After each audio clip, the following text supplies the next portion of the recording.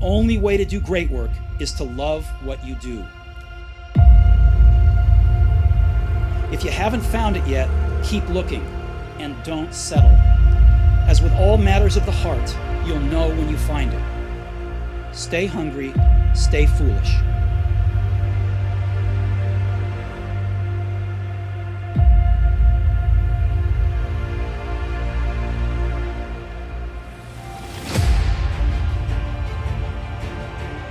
I dropped out of Reed College after the first 6 months, but then stayed around as a drop-in for another 18 months or so before I really quit.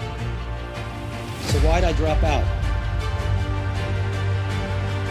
It started before I was born. My biological mother was a young, unwed graduate student, and she decided to put me up for adoption. She felt very strongly that I should be adopted by college graduates, so everything was all set for me to be adopted at birth by a lawyer and his wife. Except that when I popped out, they decided at the last minute that they really wanted a girl. So my parents, who were on a waiting list, got a call in the middle of the night asking, "We've got an unexpected baby boy. Do you want him?" They said, "Of course." My biological mother found out later that my mother had never graduated from college and that my father had never graduated from high school.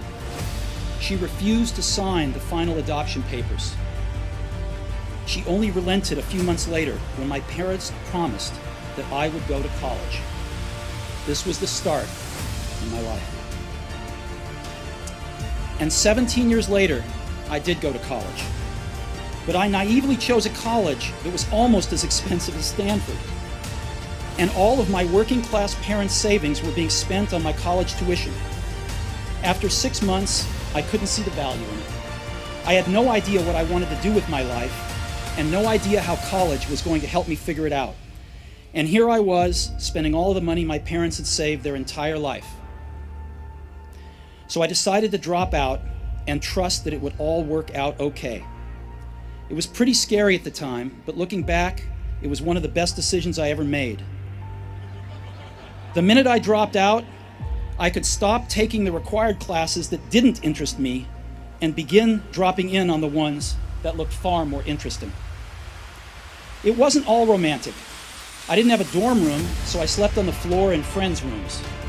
I returned Coke bottles for the 5-cent deposits to buy food with. And I would walk the 7 miles across town every Sunday night to get one good meal a week at the Hare Krishna temple. I loved it.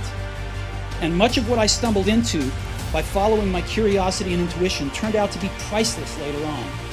Let me give you one example. Reed College at that time offered perhaps the best calligraphy instruction in the country.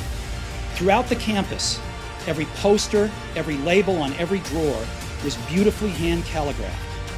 Because I had dropped out and didn't have to take the normal classes, I decided to take a calligraphy class to learn how to do this. I learned about serif and sans serif typefaces, about varying the amount of space between different letter combinations, about what makes great typography great. It was beautiful, historical, artistically subtle in a way that science can't capture, and I found it fascinating. None of this had even a hope of any practical application in my life. But 10 years later, when we were designing the first Macintosh computer, it all came back to me. And we designed it all into the Mac. It was the first computer with beautiful typography. If I had never dropped in on that single course in college, the Mac would have never had multiple typefaces or proportionally spaced fonts. And since Windows just copied the Mac, it's likely that no personal computer would have them.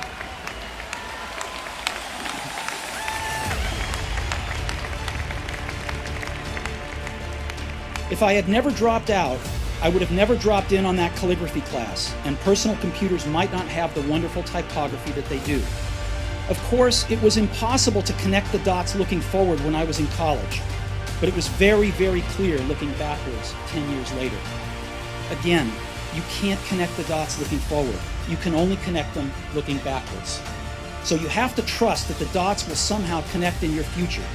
You have to trust in something, your gut, destiny, life, karma, whatever.